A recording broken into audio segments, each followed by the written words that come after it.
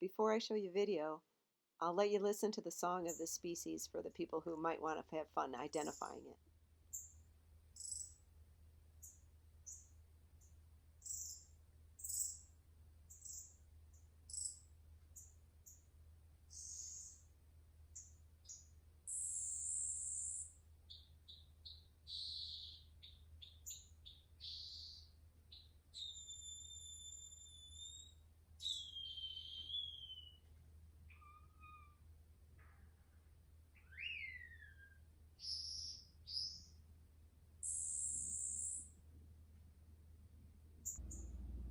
Sorry that the visual is so bad, but these guys just came in very late last night, and I was fortunate to be able to trade some birds that I had for these new additions. I have 4 pairs, plus a couple extra males that would have been left behind. I didn't want to do that. And we'll see if you can tell from the visual. I'll stop so you can watch them singing.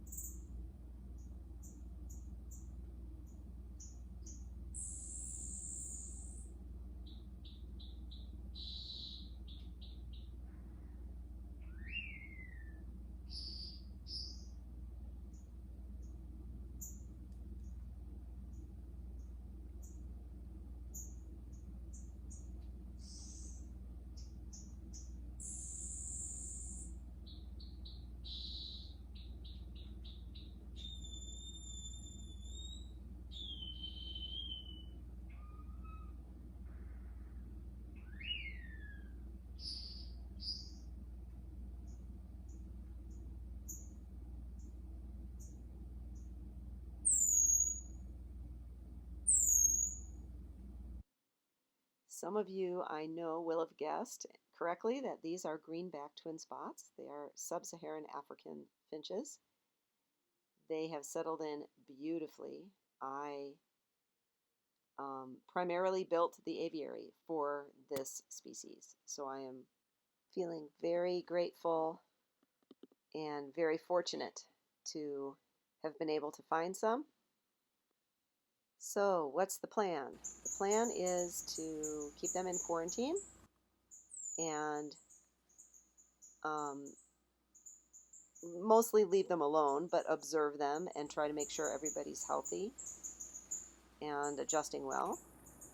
In addition, I have a few things in the cage, like a couple of little nests and some nesting material and stuff, just to give them an opportunity to show me who they might want to be paired up with and who responds to the calls and whatnot. So I'm taking lots of notes, but mostly just kind of letting them have a quiet adjustment. They've been through a lot in the last, well, couple of weeks. I'm also testing out various foods to see what they are eating and taking readily.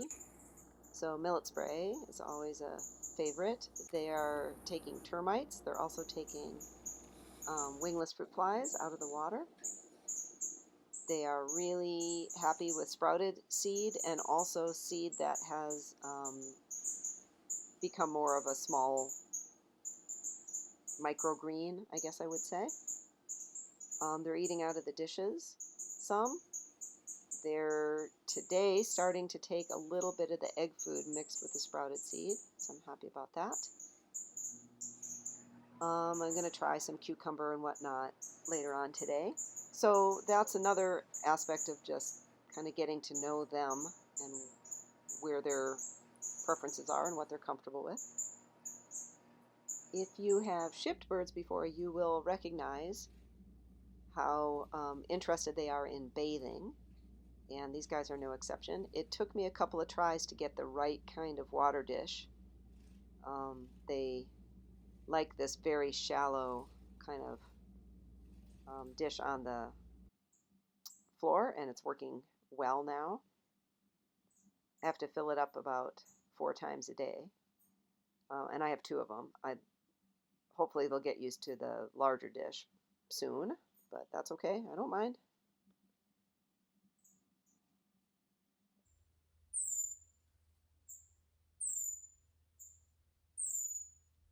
That high volume call is primarily triggered by squirrels they see out the window.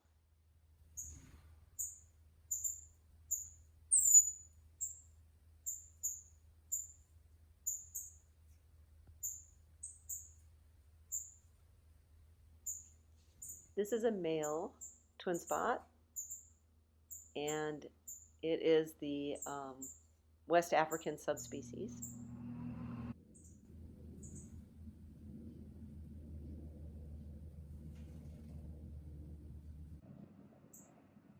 These species are known for being fairly hard to breed. You can see the beginnings of some of their courtship behaviors. That's the male courting the female who is uninterested. And runs away. So I'm excited to see that they're at least comfortable enough to go through some of the display behaviors. So that's exciting.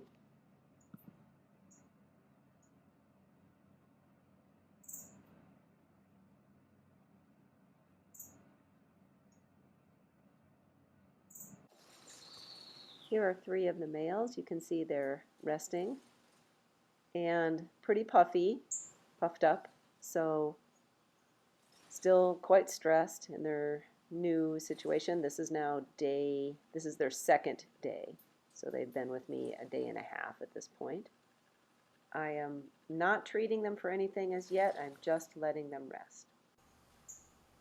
The 2 birds on the right are females, so you can contrast them. They have, the body color is very similar, a little bit more olive green and a little bit less of that orangey wash. And their markings on their face are more of a mango color and less extensive, just around the eye and cheek area primarily. And oftentimes the spots are a little bit grayer than white, I guess I would say, but that's not super obvious. In the dish, the white dish on the right, are wingless fruit flies floating in water.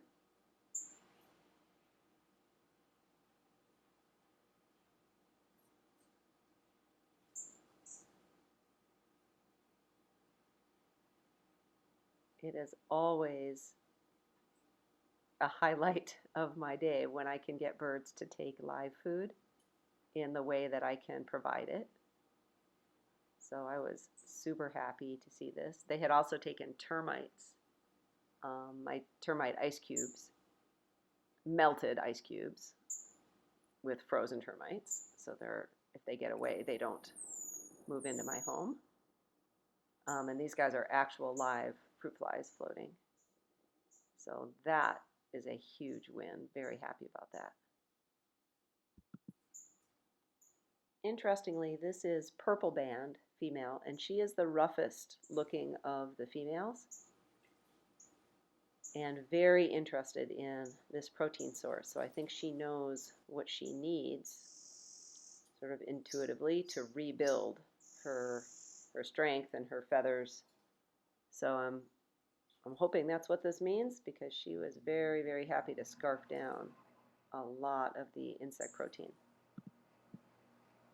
This is also one of the reasons it's so valuable to have the individual birds marked. Obviously, pretty quickly you can recognize them to a certain extent, but it is so much easier to be able to confirm identity. Amongst other neat things about these birds, they have really interesting locomotion. They hop along the ground, but they also walk and sort of skip almost. My understanding is they are more closely related to the quail finches than they are to the other twin spot species. And their temperament is a little bit different from the other twin spot species as well, despite the fact that they look very much like them.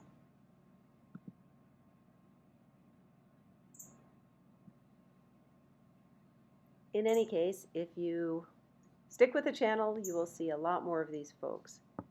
I am hoping to set up a breeding program. That's why I got the genetic pool that I did, to try to maintain a healthy or build a healthy population.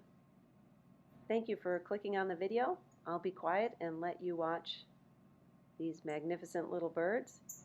And if all goes well, in another few weeks, you'll be able to see them in the aviary, a little better view, and hopefully more natural behaviors, and hopefully even happier birds.